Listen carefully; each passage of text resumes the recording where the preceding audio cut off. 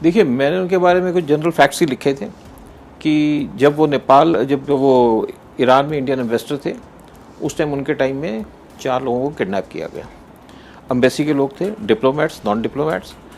ये एक बड़ा इम्पॉर्टेंट इशू है और बड़ा स्ट्रेंज बात है कि आप उनके ईरानियंस जो हैं आपके डिप्लोमेट्स को अरेस्ट करके ले जाते हैं, उठा के ले जाते हैं, आपको इन्फॉर्म नहीं करते। कि बहुत सी कंट्रीज़ में हमारे डिप्लोमेट्स हैं, कोई ऐसी इंसिडेंट नहीं होती। अगर पाकिस्तान के साथ होती है तो इमीडिएटली एक्शन भी होता है, काउंटर एक्शन भी होता है। ना उसका काउंटर एक्शन हुआ, ना उसको प्रेस में आने दिया। यहाँ पे डेलिबरेट अटेम्प्ट थी वाली। तो उस टाइम पे वहाँ पे ऐसा माहौल था कि कभी भी किसी को ले जाएंगे और उठा करके ले जाते थे प्रिजन में, एविस प्रिजन में रखते थे उनको, और टॉर्चर भी किया। किसी को ड्रग्स दिए ताकि उसको जो भूलने वाली वो चीज़ है। संदीप कपूर को ऐसे किया। तो एक ये बहुत डिस्टर्बिंग फैक्ट था। और मैंने शायद उस टाइम पे तो हमारा इशू उठा ही था इवन, लेकिन ना गवर्नमेंट की तरफ से कोई एक्शन आया, ना हमारी ऑर्गेनाइजेशन की तरफ से, क्योंकि जो रॉ है गवर्नमेंट के कंट्रोल में ही है सारा कुछ। लेकिन उसके बाद इशू ख़त्म हो गया। फिर एक किताब निकली मिशन रॉ आर.के. यादव की, उसमें सारी डिटेल्स दी गई जिन लोगों को पिकअप किया गया और जैसा उनके साथ एटीट्यूड हुआ। और इसके बाद जो है शायद ये इशू ख़त्म हो गया था। लेकिन अंसारी साहब को, जैसे पीसी चिदम्बरम है, उनके जो प्राइवेट सेक्रेटरी हैं उनको रॉ का चीफ बनाया गया जनवरी 2009 में। बड़ी स्ट्रेंज सी बात थी कि आउटसाइडर को आप रॉ का चीफ बनाते हैं। और सितंबर 2009 में चिदम्बरम साहब के कहने पे उनको यहाँ पे चीफ गेस्ट बनाया गया। उसमें अंसारी साहब ने कुछ ऐसी जो स्टेटमेंट थी जो गवर्नमेंट के पॉलिसी के अगेंस्ट थी, जिससे बहुत एम्ब्रेसमेंट हुई रॉ के अंदर भी और बाकी लोगों को भी। वही बात ख़त्म हो गई। फिर इसके बाद एक इंसिडेंट आई कि इन्होंने नेशनल फ्लैग को डिसरेस्पेक्ट किया। जब ओबामा आए थे तब हमें पिंच हुआ। फिर जब इन्होंने अपना छोड़ा, prime ministership, presidentship, vice presidentship जब छोड़ी, उस टाइम जो इन्होंने एक दिया कि मैं डरा हुआ हूँ या ऐसा है, यहाँ पे ऐसा माहौल है, उस टाइम आकर के मैंने पीएम को एक लेटर लिखा इनकी सारी चीज़ों को हाईलाइट करते। और शायद अगर वो नहीं होता तो मैं लेटर भी ना लिखता। तो उसके बाद इसको बाई चांस ट्वीट करके लोगों ने पकड़ लिया। तो इंसिडेंट यही हुई। और एक देखिए बड़ी इंपॉर्टेंट बात है कि आपका वहाँ पे रिस्पॉन्सिबिलिटीज़ हैं कि आप अपने कंट्री के इंटरेस्ट सर्व करें, वहाँ पे लोग काम करने लोगों के इंटरेस्ट को सेफ गार्ड करें, उनकी सिक्योरिटी देखें, और लोकल पब्लिक को। जब आप एम्बेसी के लोगों को सेफ गार्ड नहीं करेंगे तो बाकी लोगों को क्या सेफ गार्ड करेंगे? यहाँ पे अपने क्या कंट्री के इंटरेस्ट देखेंगे? कुछ लोग कहते हैं जी हमारे ईरान के साथ बड़े अच्छे ताल्लुकात थे। मैं तो नहीं कहता ख़राब ताल्लुकात थे ईरान के साथ हमारे, क्योंकि हमारे ट्रेड चलती है। लेकिन एक चीज़ है कि ना तो इससे पहले ही ऐसी इंसिडेंट्स हुई किडनैपिंग की अंसारी साहब से पहले, और ना अंसारी साहब के बाद हुई। तो ये एक चीज़ है जो लोग जानना चाहते थे और उनको अच्छी लगी ये बात, कि ठीक लगी कि जो बात की है। तो यही इश्यूज़ हैं।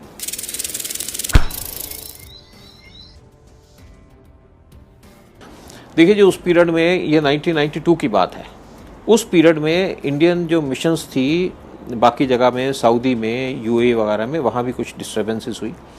और उसमें ये था कि एक रतन सहगल हैं जो आईबी से थे, वो राजीव गांधी के डून बॉय थे, उनके सिक्योरिटी देखते थे। उस टाइम आईबी के चीफ के थ्रू उन्होंने उससे कहा भाई आप मांगो, उनसे फ़ायदा मांगो कि मुझे जेएस पर्स की सीट दो। तो एमईए में जेएस पर्स की सीट पे आ गए। जेएस पर्स की सीट बड़ी इंपॉर्टेंट सीट है वहाँ पे, जो सिक्योरिटी का एंगल देखती है।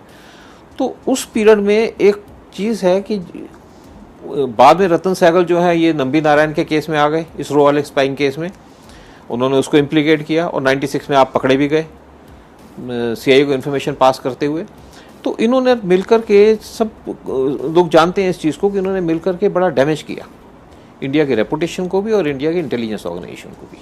हुआ ये था कि कोई मालदीव्स से कोई 2 लेडीज़ आई थी, किसी को एक वीज़ा एक्सटेंड करवाना था अपना, वो किसी पुलिस वाले कॉन्टैक्ट में आई, वो कुछ इनको लोगों को जानती थी इसरो में किसी हाई लेवल पे। तो उससे कोई डिस्प्यूट हुआ, कुछ उससे पुलिस वाले ने कुछ अनरीजनेबल डिमांड्स की, उसने ऑब्जेक्शन किया, उसने इसको जेल में डाल दिया। ये जब ये केस हाईलाइट हुआ, ये हाईलाइट होने के बाद जो है शायद इंटेलिजेंस वालों की नज़र भी पड़ी, सीआईए की पड़ी। उनको देखा कि बड़ा इंपॉर्टेंट, कि सीआईए उस टाइम पे इसरो में एक कोई जेट के इंजन्स जो हैं वो डेवलप करने का प्लान चल रहा था, प्रोजेक्ट काम हो रहा था, एडवांस स्टेज पे था विद रशियन हेल्प। तो उसमें सीआईए का इंटरेस्ट था कि इसको कैसे डिस्टर्ब किया जाए, क्योंकि बड़े चीप भी पड़ते थे। तो उस टाइम पे रतन सहगल जो थे वो आईबी में थे, वापस आ चुके थे एमईए से। उन्होंने आकर के, उनका एक बड़ा पीछे से मेजर रोल था कि इनको जाके इम्प्लीकेट करने का, कि ये इसरो स्पाइंग केस बनाने का। तो प्लांटेड केस था, तो इन्होंने इस तरीके से उनको इन्वॉल्व किया और कुछ साथ पुलिस वालों को भी इन्वॉल्व किया, कुछ पुलिस वाले भी थे, जिससे केरला में बड़ा डिस्टर्बेंस हुई पॉलिटिकल लेवल पे भी। और उसके बाद 96 में आप ये सीआईए को इन्फॉर्मेशन पास करते हुए पकड़े गए इनको। लेकिन क्या हुआ, उस टाइम पे अरुण भगत थे आईबी के चीफ, इन्होंने उसको बुलाया कि भाई आपके बारे में ऐसे ऐसे है, तो या आप रिज़ाइन कर दो या हम आपको जेल डाल देंगे। तो रिज़ाइन कर दिया उन्होंने, और उसके बाद सीआईए ने उनको गोद ले लिया, अमेरिका बुला लिया, वहाँ लुक आफ्टर किया। आप एक चीज़ बड़ी इंपॉर्टेंट देखिए कि इतना कुछ हुआ, तो ऐसे आदमी जिन इन्फॉर्मेशन पास कर रहा था, तो क्या उस टाइम पे इनकी पोजीशन थी कि उसको आपने बरी किया, आपने बरी कर दिया, के हिसाब से छोड़ दिया? तो इनको अरेस्ट करना चाहिए था, चाहे अरुण भगत हो चाहे गवर्नमेंट की तरफ से हो। तो एक बड़ी क्वेश्चनएबल चीज़ है जो पब्लिक को पता चलनी चाहिए क्यों, किस लोगों ने क्या किया। अब सुप्रीम कोर्ट ने कहा कि जिनसे पैसे रिकवर करो, जिन जिन लोगों ने नंबी नारायण को किया, वो तो बेचारे 20 साल तक, 15-20 साल तक रगड़े गए, और जो मालदीव्स लेडीज़ थी वो भी रगड़ी गई, इनके साथ और भी थे, और नेशन को कितना नुकसान हुआ। तो आप उस आदमी को जाके सीआईए गोद में छोड़ के आ गए, तो बड़ी सीरियस बात है। अगर वो भी हो गया था जब सीआईए में पकड़े गए रतन सहगल, तो उसी टाइम गवर्नमेंट को चाहिए था कि ये केस को रिव्यू करती नंबी नारायण के। वो बेचारे को जाकर के 2014 या 15 में शायद उनको रिलीफ मिला, सारा हमारा कंट्री का नुकसान भी हुआ। तो इन्वेस्टिगेशन होनी चाहिए इस चीज़ों की।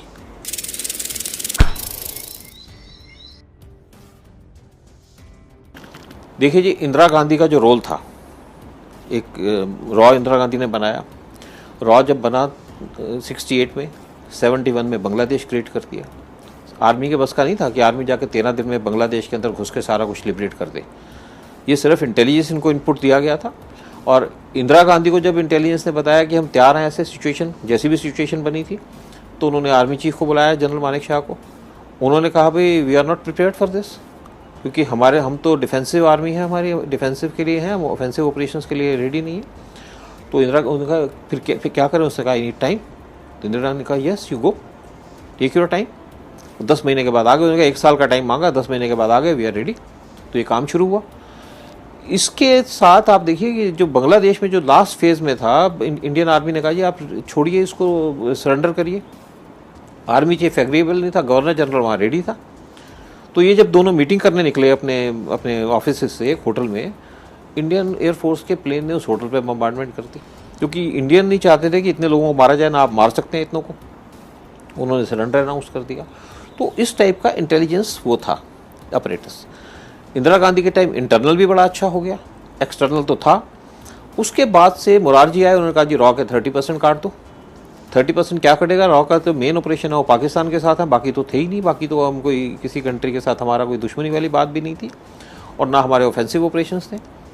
उसके बाद जितनी भी गवर्नमेंट आई, गुजराल साहब आए। गुजराल साहब कहते हैं रॉ को कि आप अपने सारे ऑपरेशन बंद करिए, ख़त्म करिए इसको। रॉ को बंद करने पड़े, जो हमारे एसेट्स थे सारे ख़त्म हो गए। इंटरनली कह दिया आईबी को कि आप पाकिस्तानियों को फॉलो नहीं करेंगे। शायद आईबी वाले चुपचाप करते रहे, लेकिन आप आईएसआई को पूरा हाथ मिल गया, पूरा ग्राउंड मिल गया ओपनली काम करने का पाकिस्तानियों को। उनको और क्या चाहिए था, उन्होंने नेटवर्क को एक्सपेंड किया। उसके बाद जितने भी आपके आए प्राइम मिनिस्टर, आप देखिए नरसिम्हा राव के टाइम में, आप 92 में तो आपका ब्लास्ट हुआ ही, नरसिम्हा राव के टाइम में भी क्या हुआ, पाकिस्तान वाले आपके लोगों को उठा के ले जाते थे, आप कुछ नहीं करते थे। ना आपको आईबी और एम.के. नारायणन थे आईबी के डायरेक्टर, वो मिल गए कि रॉ को ख़त्म करने के लिए, क्योंकि उनको ये था कि रॉ जैसी ऑर्गेनाइजेशन एक आपका बांग्लादेश क्रिएट करते। रॉ ने सिक्किम को मर्ज करा दिया, सियाचिन पे कब्जा करा दिया, तो इनको वो क्रेडिट नहीं मिलता था, क्योंकि आईबी का काम इस टाइप का है नहीं। रॉ में आर एन काओ जैसे ब्रेन चाइल्ड थे जिन्होंने काम किया, तो उस टाइम पे भी रॉ को बड़ा डैमेज किया गया। उसके बाद ज़्यादातर जैसे मनमोहन सिंह के टाइम में रॉ के 4 चीफ्स बने। 4 चीफ्स में से एक तो आपके इसने चिदम्बरम साहब ने अपने प्राइवेट सेक्रेटरी को बिठा दिया यहाँ पे 2 साल के लिए। उससे पहले वाले जो चीफ थे मोस्ट करप्ट आदमी थे, अशोक चतुर्वेदी। उसके बाद भी दो चीफ थे कंट्रोवर्शियल थे, उनके ऊपर एलिगेशंस थी या कुछ था। अब जैसे ये गवर्नमेंट आई, रॉ के हिसाब से टोटली एक म्यूटिलेटेड ऑर्गेनाइजेशन था। इवन मैं आईबी कहूँ, आईबी के भी कोई अच्छे पोजीशन नहीं थी। लेकिन उसके बाद इन्होंने मोदी गवर्नमेंट आई तो इन्होंने राजेंद्र खन्ना को चीफ बनाया, वो मिलिटेंट सी में एक्सपर्ट थे। और आज आप एक बार चीज़ देखिएगा, उसके बाद जो आप देख ही रहे हैं, जैसा भी जो चीफ हैं, कि आप चंडेल में अटैक हुआ, 18 सोल्जर्स को हमारे मार दिया। कुछ दिन के बाद वहाँ पे इन्होंने मणिपुर में अटैक कर दिया, उनके मिलिटेंट कैंप्स पे। उरी हुआ, उरी के बाद जा कर के आपने पाकिस्तान के अंदर अटैक कर दिया आर्मी ने। पुलवामा हुआ, एक सोची समझी चाल थी ISI की कि अब मोदी गए, जो मोदी को हटाना चाहते थे, उनको चाहता है यहाँ कोई वीक गवर्नमेंट आए, लेकिन वो मोदी साहब कहते हैं कि हमने एरियल रूट ले लिया, 5 लाख की उन्होंने बॉर्डर में आर्मी लगा दी। आप मुझे एक बात बताइए कि क्या हमारी आर्मी कॉम्पिटेंट थी कि इस पे बालाकोट पे अटैक करने के लिए हमारी एयरफोर्स? नो। इसकी जो बालाकोट की पूरी डिटेल्स थी वो रॉ ने दी, उसकी लोकेशन, उसकी एक्टिविटीज़ सेम इन्होंने पाकिस्तान के दूसरे मिलिटेंट कैंप्स की जो दी थी, और मणिपुर की दी, म्यांमार में जो मिलिटेंट कैंप है उसकी डिटेल दी। तभी आर्मी जाकर के वहाँ पे पिन पॉइंटेड अटैक कर सकी। और वो ठीक है, गवर्नमेंट ने आकर के आर्मी को और एयरफोर्स को तो क्रेडिट जाता ही जाता है, साथ में इसके साथ प्लानिंग है, चाहे हमारे NSA हैं अजीत डोभाल, और बाकी PM मोदी की प्रमोशन, उसकी परमिशन देना। तो आज मैं समझता हूँ कि हमारी इंटेलिजेंस एजेंसीज जो हैं बड़े अच्छी डायरेक्शन में हैं। तो जो भी उनका काम है, अपने पुरानी पोजीशन में आ गई। खैर वो पुरानी पोजीशन तो नहीं आ पाएगी, लेकिन फिर भी बहुत अच्छी इंप्रूवमेंट हुई है इस गवर्नमेंट के आने के बाद।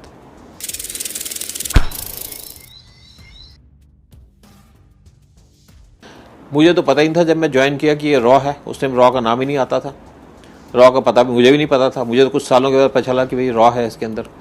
ज्वाइनिंग हो गई हमारी। शुरू में तो लोगों को वैसे ही उठा के घर से ले गए, कुछ शुरू में IB से आए, कुछ ऐसे ही ले गए, जान पहचान के चक्कर में वो आ गई।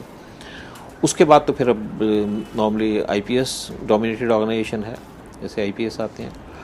और ये है कि हाँ, लोग लो प्रोफाइल रहते हैं ज़्यादा, क्योंकि एक तो ऐसा है, आप अब आज की डेट में तो चलिए फिर कुछ रॉ चीफ्स या कुछ लोग आ जाते हैं TV पे बताने, ऑपरेशंस तो वो डिस्कस नहीं करते।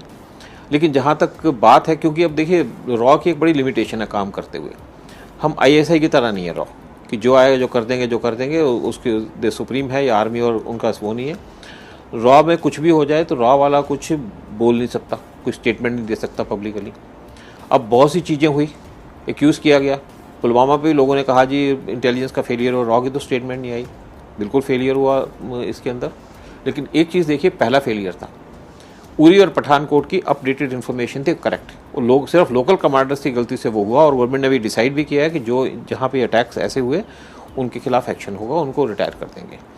तो बेसिकली क्या है कि लो प्रोफाइल है, और मेरे ख्याल रहेगा भी लो प्रोफाइल। बहुत सी चीज़ें ऐसी हैं कि यहाँ पे हुई, इंसिडेंट्स हुई, रॉ की इन्फॉर्मेशन थी, उन्होंने काम नहीं किया, लेकिन रॉ चुप रहा, रॉ बोलेगा भी नहीं, इनको अथॉरिटी भी नहीं बोलने की।